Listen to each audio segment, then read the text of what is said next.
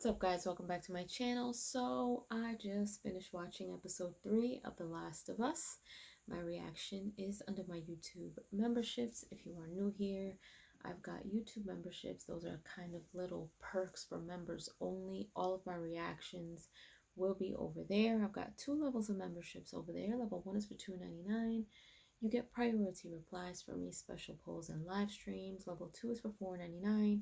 And you get everything that level 1 has, plus you're going to get all of my reactions to shows like this and a bunch of others that I've done, any movies that I may watch, and all of my uncut try not to laughs.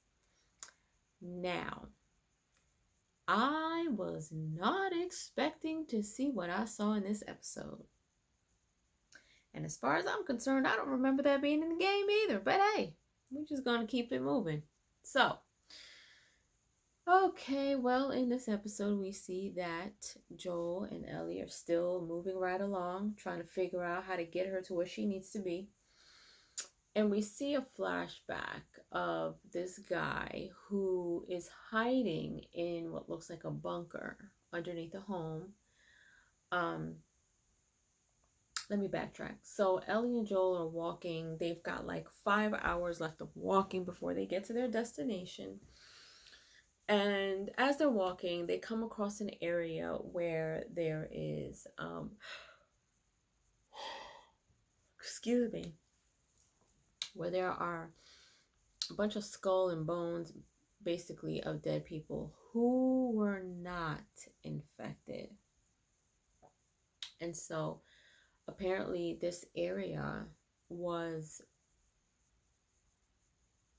for people to be brought there to be killed because the dead can't get infected, which was really sad because when they saw this pit, there was like a baby blanket and like a shirt of what looks like could have been a mother and baby.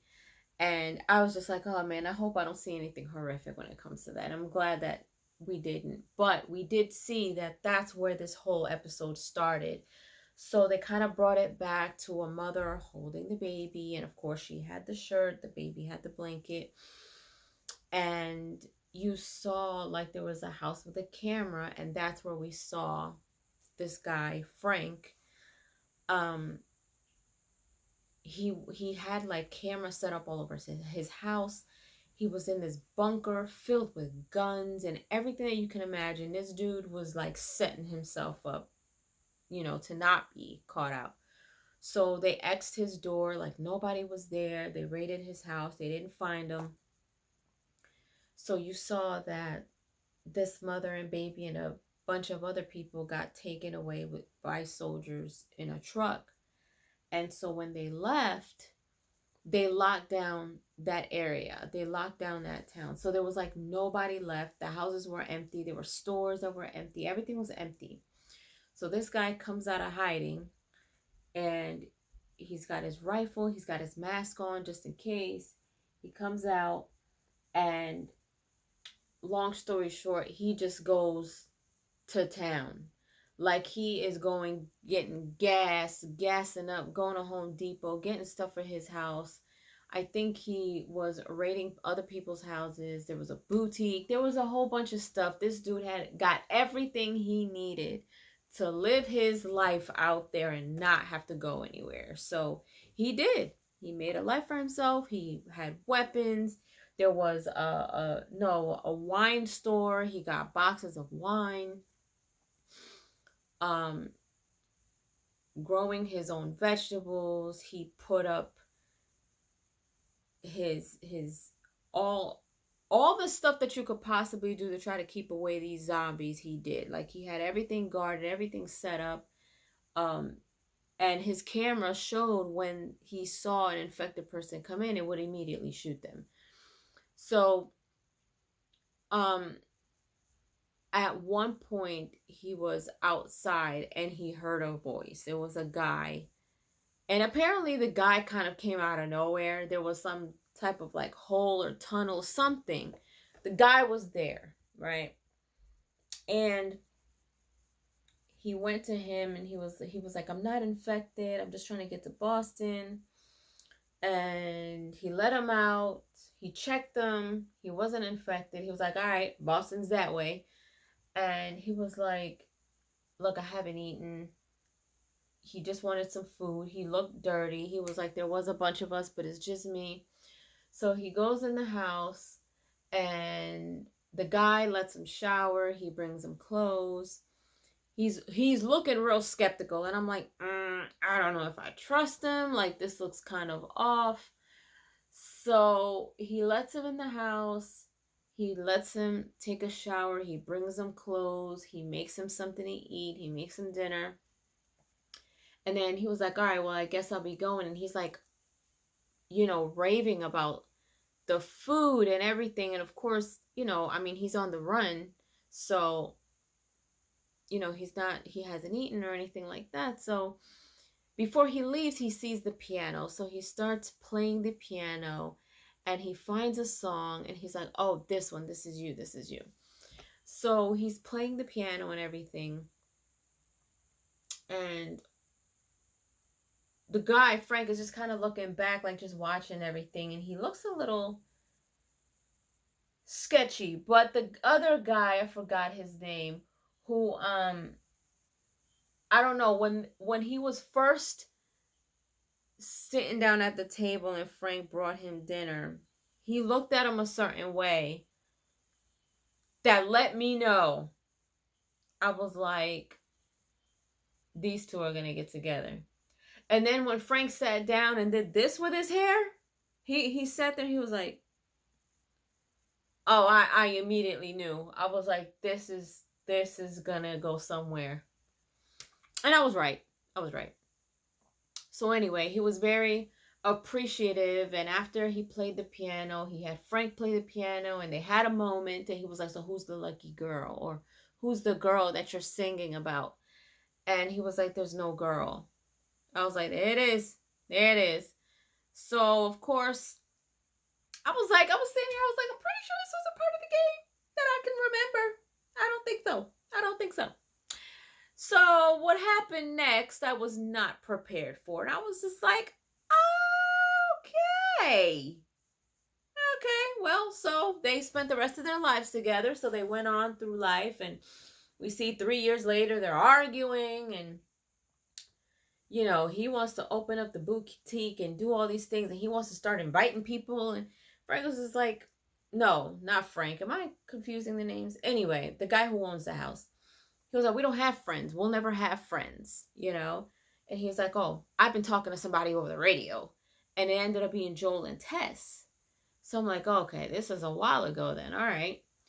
So they basically want to work with them at this point. Joel is kind of giving him some advice, but he doesn't want to hear it. So they're sitting there like having lunch, and everything looks cute and nice because he's kept it up, but there's nobody else around. So I guess through radio is how they got in contact with Joel and Tess. So they ended up leaving, and after that, some more years go by. Now they're older.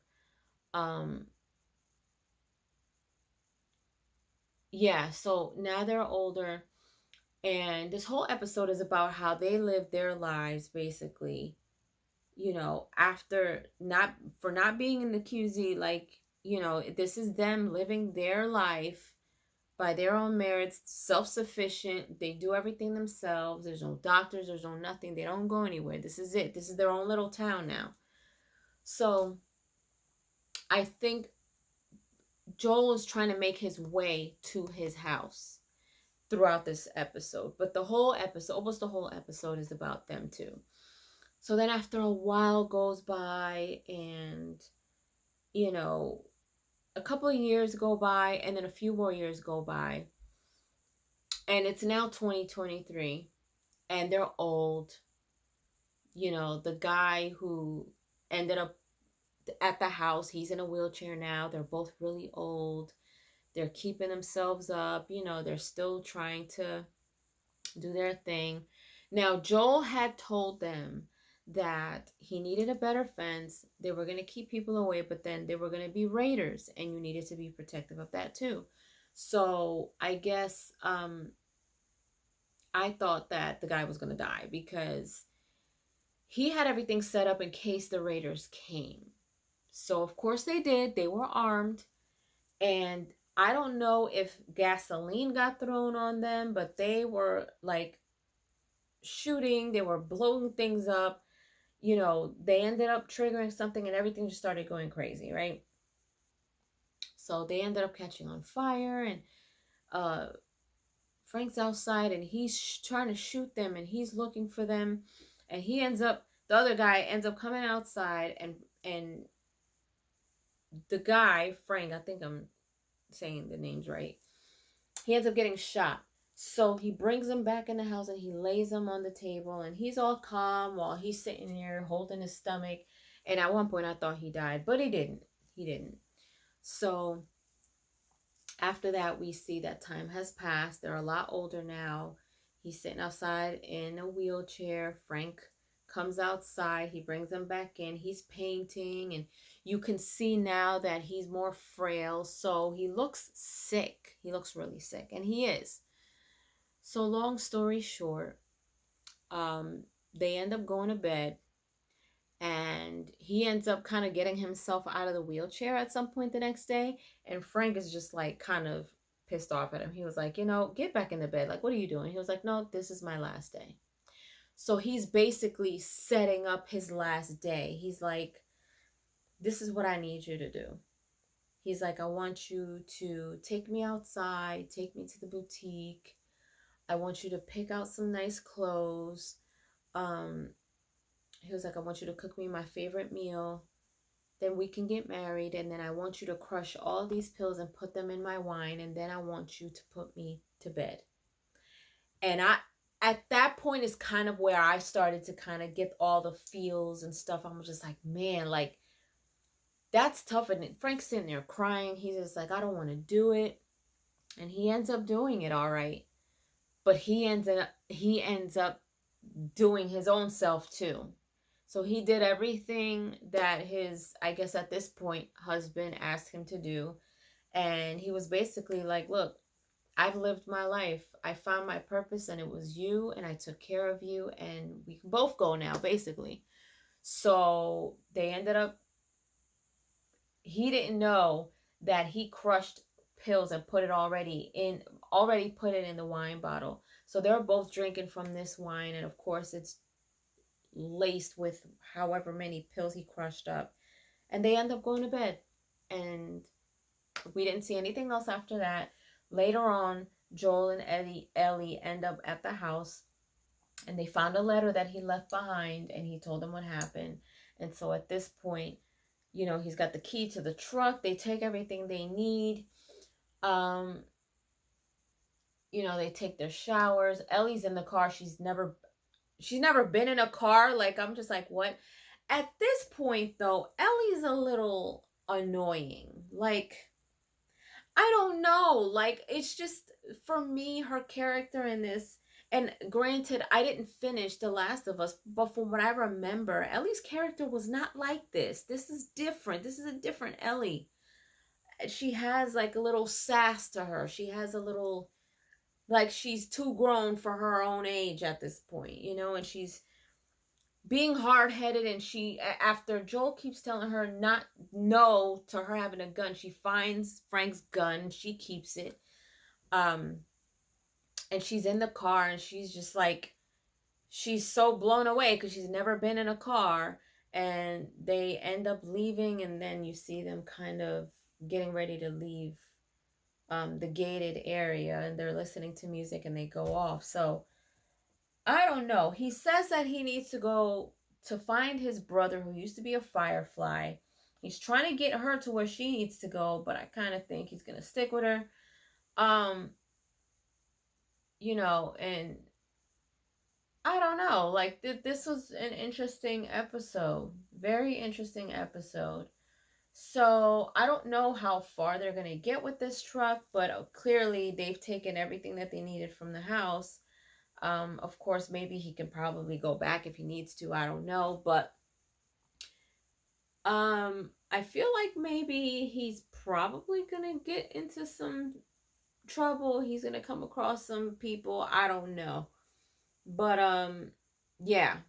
we'll have to see what happens in the next episode. But anyway, leave your comments down below. Let me know if you enjoyed this review. Let me know what you guys thought of episode 3 of The Last of Us. And if you haven't done so, subscribe to my channel, hit like, share. Don't forget to hit the notification bell so you guys can get notified whenever I pop up on your feed. I'll see you guys later. Toodles!